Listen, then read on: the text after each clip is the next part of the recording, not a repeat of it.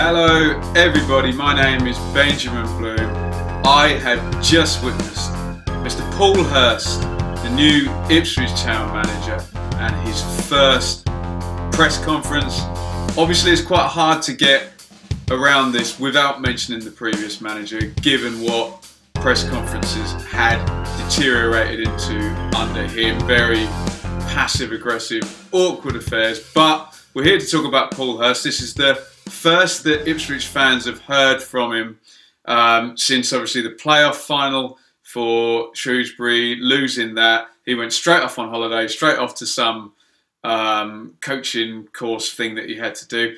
And this is the first we've seen of him. There's been a couple of little quotes, but this was sort of 20-25 minutes of actual the guy talking and us getting to know him a bit. He turns up with a nice suit and a nice tan and some nice teeth, looking all lovely. He's only 43 compared to what we have been looking at recently.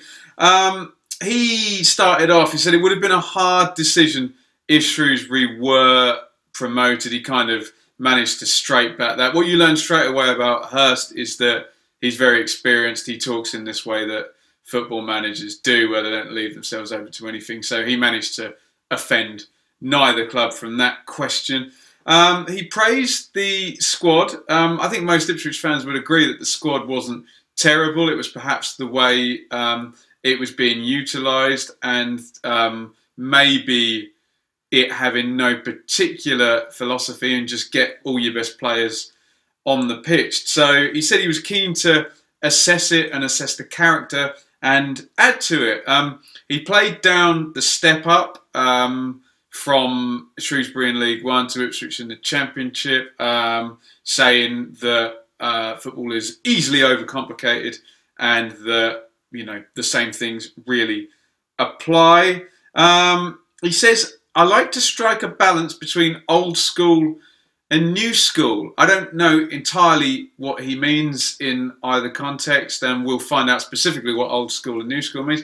I think most Ipswich fans would like to have kept some of the old school stuff under the previous manager, some wiliness and some good game management in there. And if by new school he means maybe embracing some new tactics and some new kind of, I don't know, behind the scenes stuff, then I'm sure everyone would be happy with that. He squashed the typical Mick McCarthy question, really with that answer that I just spoke about, saying there may be some similarities, there may be some difference. He managed to give the platitudes that most people give to McCarthy and move on, which I guess he needed to.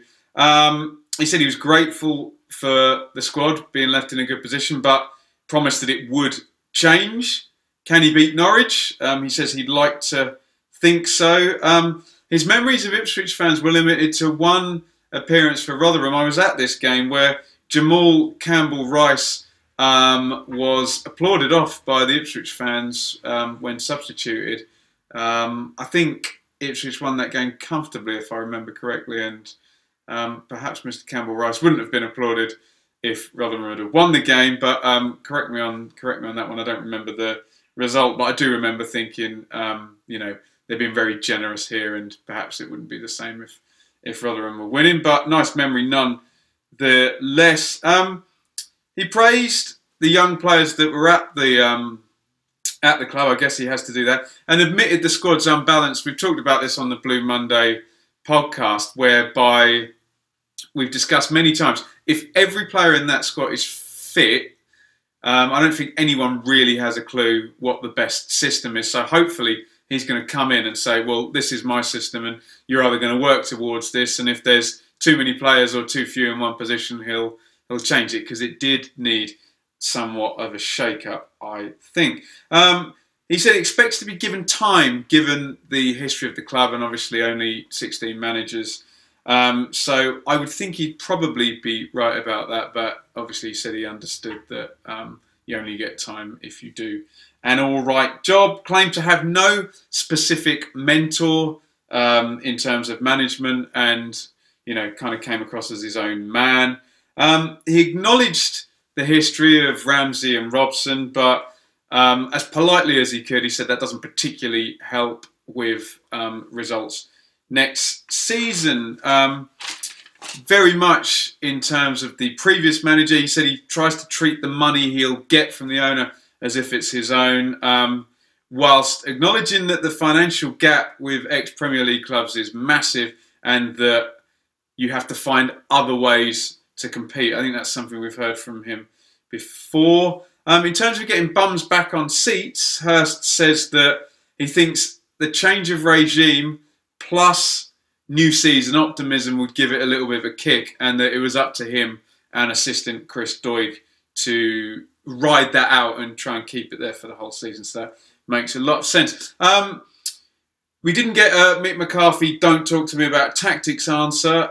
He said in terms of style, we like to pass the ball and we like to press, and he's bored of watching energyless football on TV. So quite confident about that. On youngsters, he was complimentary about the process having already begun, although he said maybe the fans don't quite see it because there hasn't been, you know, player come in and really grab his position just yet, or one come in, grab his position and then be sold on for lots of money, which is kind of the whole point in the process. But he did pay tribute to that having already begun.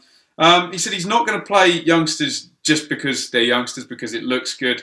He'll only play them if they're good enough. He also said that at the other end of the scale, older players, if they're good enough, younger players, if they're good enough, will all play all the sort of stuff that you would expect any kind of right-thinking guy put in front of cameras to say.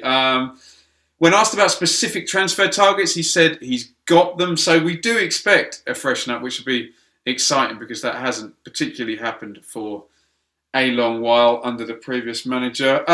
He talked specifically about wingers. I saw the playoff final. Excuse my hay fevery eye. I saw the playoff final. I think winger nowadays, if you're over a certain age, you need to accept that winger means something different than it used to be. I think since Jose Mourinho came and played Duff and Robin inside forwards, I think winger has meant something very, very different. So we're expecting a 4-2-3-1. So winger doesn't necessarily mean Andre Kanchelskis and Ryan Giggs. I think if I'm Grant Ward and I'm in that squad, I'm quite pleased with this guy coming. Obviously, Bersant Salina went out, but I think by winger, he means a midfielder playing in those slots, not a Freddie Sears or Martin Waghorn who played there. So be interesting to see what he actually means by that. He did allude to players who like to carry the ball through the pitch as well. We saw Nolan and Rodman, particularly for Shrewsbury, doing that at the end of the last season. A fitness coach has been appointed. This is going to be a great source of interest to Ipswich fans. Those conspiracy theorists amongst Ipswich fans will hope that the fitness wasn't done well and that there's a reason why Ipswich have lost so many players to injuries, and they haven't managed, not losing them in the first place, but also getting them back in the team. And we'll hope that Mr. Nathan Winder, who worked under Paul Heckingbottom for Barnsley, who's been hired, will hopefully be able to improve stuff. And Marcus Evans also, the owner, has alluded to the fact that he wants to get more minutes out of the guys he's paying. So hopefully, we all hope, fingers crossed, that that will happen. A goalkeeping coach has yet to be sorted, but he's meeting with Darren Smith, who's the academy goalkeeping coordinator, for a talk, but has promised him nothing. He says he's talked with Marcus Evans about going away at pre-season. Nothing yet has been agreed, but he's keen to assess players' fitness and character, and very confidently said if they're prepared to listen, we believe we can make them better. There's not too much you can read into things that have been said. You would expect a guy this experienced, he has managed hundreds of games, to handle himself and not get caught out with any questions. If you've ever tried to deal with someone who's been in football for a while in terms of questioning. You know that they will just straight bat a lot of your questions. He spoke well, he spoke confidently, he spoke openly, and really that's the bare minimum. I think we've been used to such awkward and such frosty relations with management that we will look at this press conference and say, oh, what a breath of fresh air. And it is a breath of fresh air, but it's the minimum you should expect from somebody to speak confidently, openly, and to be professional and not be prickly and spiky with people who are frankly just trying to do their jobs. I think he added to the sense of excitement that everyone's got. Obviously, anyone can turn up and say, I'm going to do this, I'm going to do that, I'm going to do the other. The proof is in the pudding, but there's certainly no reason for the optimism that Ipswich fans have got to go away. I think that if he can keep what Mick McCarthy did well, and Mick McCarthy did do things well, in game he was good, the sense of kind of bonding and camaraderie within the squad was good.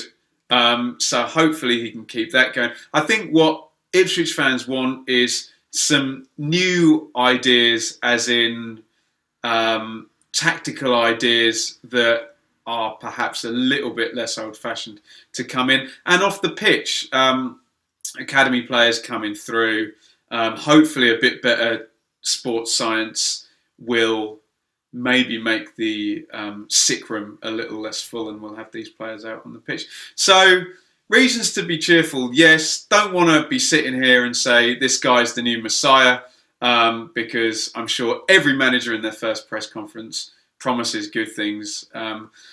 The proof will be in the pudding on the pitch, and in particular in the next month or two. What happens with players coming in and out? It'd be very interesting to see if there's outs, because you know that may be based on Hurst's initial assessments. Some outs may be just based financially, and we're talking particularly about the goalkeeper there. But good first impression. I'm looking forward to seeing what happens next. Hurst will get with the squad. He'll assess them. All the friendlies have been in, and they've announced a friendly against West Ham at the end of July. That'll be the week before the season starts. Hopefully, it's exciting times. Anyway, let me know what you think of Paul Hurst's first press conference. How did he come across to you? Did anything he say particularly float your boat? Anything he say particularly worry you? And what do you think is going to happen in the meantime?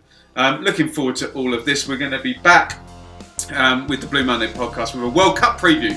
I'm going to be recording that later on today, so looking forward to that. As usual, please follow me on Twitter @BenjaminBloom. Give us a thumbs up and a subscribe to this channel if you enjoyed the content. And please comment, because it gives us lots of opportunities to answer questions and come up with more content. Thank you for watching, and see you soon.